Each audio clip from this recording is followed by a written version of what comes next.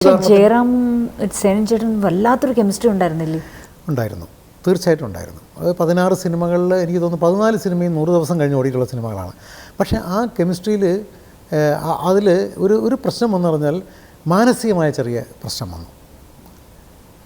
അതായത് എവിടേക്കോ ചില പിന്തിരിപ്പൻ ശക്തികൾ രാഷ്ട്രീയത്തിൽ പറയുന്ന പോലെയൊക്കെ ചിലത് പ്രവർത്തിച്ചു തുടങ്ങി.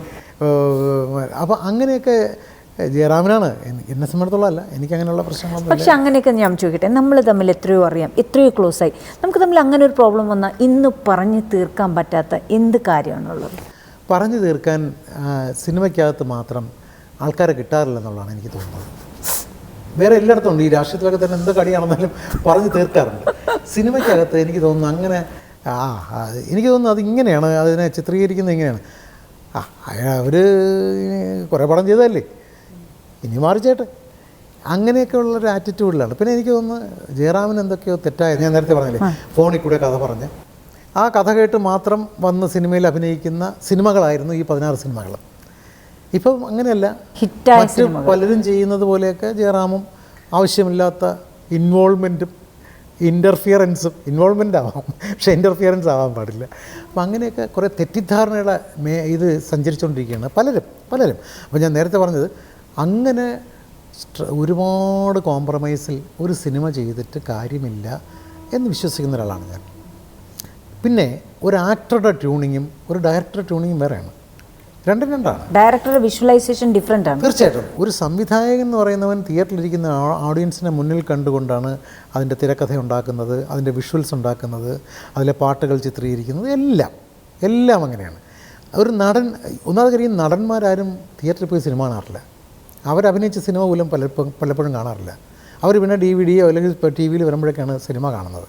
ആ ഒരവസ്ഥ നേരത്തെ, ഇപ്പോൾ ഈ ഡിജിറ്റലായതിനു ശേഷം ചില ആക്ടേഴ്സൊക്കെ തിയേറ്ററിൽ, വീട്ടിനകത്ത് തിയേറ്റർ വെച്ചിട്ടുണ്ട്, ഡിജിറ്റലിൽ അവർ എടുത്ത് കാണാറുണ്ട്, അങ്ങനെയൊക്കെ ഉണ്ട്. നേരത്തെ അങ്ങനെയല്ല. പക്ഷേ അങ്ങനെ തിയേറ്ററിൽ പോയാലല്ലേ നമുക്ക് ആ ക്രൗഡിൻ്റെ ഇടയിലിരുന്ന് കറക്റ്റ് ഫീൽ കിട്ടുന്നത്. അതാണ് ഞാൻ പറയാൻ അത് നമ്മുടെ വീട്ടിനകത്ത് ഹോം തിയേറ്ററിൽ ഇരുന്ന് സിനിമ കണ്ടിട്ട് കാര്യമില്ല. നമ്മളൊരു സിനിമാ പ്രവർത്തകൻ, അത് ഡയറക്ടറായാലും തിരക്കഥാകൃത്തായാലും ആക്ടറായാലും മ്യൂസിക് ഡയറക്ടറായാലും ആരായാലും തിയേറ്ററിൽ ചെന്നിരുന്ന് തന്നെ സിനിമ കാണണം. പബ്ലിക് എവിടെ റിയാക്ട് ചെയ്യുന്നു എന്നുള്ളത് നമ്മൾ അറിയണം, സത്യം അതറിയണം. അത് ആക്ടേഴ്സിന് അറിയില്ല.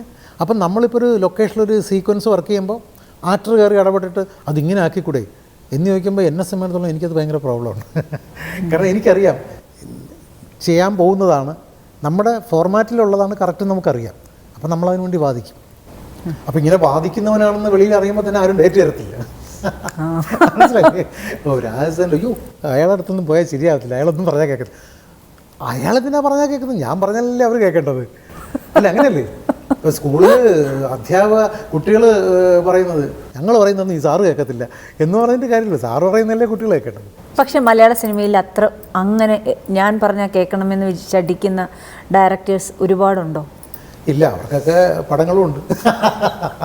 ഞാനിപ്പോൾ കഴിഞ്ഞ കുറേ നാളായിട്ട് താരങ്ങളില്ലാത്ത സിനിമകളാണ് ചെയ്തുകൊണ്ടിരിക്കുന്നത്. അത് ഇനി വേറെ കാര്യം ഞാൻ പറയാം, ഞാൻ ഇങ്ങനെയൊക്കെ പറയുന്ന ഒരാളാണെങ്കിൽ പോലും പ്രവൃത്തിയിൽ നമ്മൾ തമ്മിൽ 15 വർഷത്തെ പരിചയമുണ്ട്. ഞാൻ എൻ്റെ കയ്യിലേക്കൊരു സ്റ്റാറിനെ കിട്ടിയാൽ അയാൾ എങ്ങനെയാവും എന്നുള്ളത് ജയറാമിനെ കണ്ടാൽ മാത്രം മനസ്സിലാക്കാമല്ലോ. ജയറാമിൻ്റെ ഏറ്റവും മോശം അവസ്ഥയിൽ ഞാൻ ജയറാമിനെ വെച്ച് കടിഞ്ഞൂൽ കല്യാണം ചെയ്യുമ്പോൾ, അതായത് തിയേറ്ററിൽ പുള്ളിയെ കണ്ടാൽ പോവും, പുള്ളിക്ക് സിനിമകളില്ല. ഈ സിനിമാ ഇൻഡസ്ട്രിയിൽ മുഴുവൻ ശത്രുക്കളാണ് പുള്ളിക്ക് ആ സമയത്ത്. ആ ആളിനെയാണ് ഞാൻ ഇത്രയും വർഷം 16 സിനിമകളിൽ കൂടി ഇവിടെ പ്രതിഷ്ഠിച്ചത്. അപ്പോൾ അതുപോലെ ഈ പുതിയ തലമുറയിലെ പിള്ളേർ മനസ്സിലാക്കേണ്ട ഒരു കാര്യമുണ്ട്, ഇയാളുടെ കയ്യിലേക്ക് ചെന്നാൽ ഭദ്രമാണ്, ഒരിക്കലും സ്പോയിൽ ചെയ്യത്തില്ല. എൻ്റെ സിനിമയിൽ കൂടെ വന്നിട്ട് ഒരു ആർട്ടിസ്റ്റും സ്പോയിലായിട്ടില്ല, ഒരു മ്യൂസിക് ഡയറക്ടറും സ്പോയിലായിട്ടില്ല, ഒരു എഴുത്തുകാരനും. ഒറ്റ ഉദാഹരണം എടുത്താൽ മതി, എൻ്റെ കൂടെ എഴുതിയിരുന്ന ആരൊക്കെയാണ്? റാഫി മക്കാട്ട്, ഉദയകൃഷ്ണ, CBK തോമസ്, ശശിധരൻ അറാട്ടൊഴി മരിച്ചു, പക്ഷേ പ്രഗത്ഭനായി നിന്ന് മരിച്ചതാണ്. ഇങ്ങനെയുള്ള പ്രശസ്തരായ ആൾക്കാരാണ്. അതായത് എൻ്റെ സിനിമകളിൽ കൂടി എൻ്റെ ശിഷ്യന്മാരാരാണ്? ഷാഫി, പിന്നെ ഇപ്പം മേലെ രാജശേഖരൻ, ഇങ്ങനെ ഒരുപാട് പ്രഗത്ഭരായ ശിഷ്യന്മാർ. അതെന്തുകൊണ്ടാണ്? ഒരു സ്കൂള് പോലെ ഇതൊക്കെ ചെയ്തുകൊണ്ട് പോകുന്ന ഒരു സിസ്റ്റമാറ്റിക്കായിട്ട് സിനിമ ചെയ്യുന്ന ഒരാളാണ്. അത് നെഗറ്റീവ് ആകുക എന്ന് പറഞ്ഞാൽ, എൻ്റെ ലൈഫിൽ എനിക്കുള്ള സിസ്റ്റമൊക്കെ സിനിമയിൽ നെഗറ്റീവ് ആകുക എന്ന് പറഞ്ഞാൽ എനിക്ക് അതിനുവേണ്ടി മാറാൻ പറ്റും.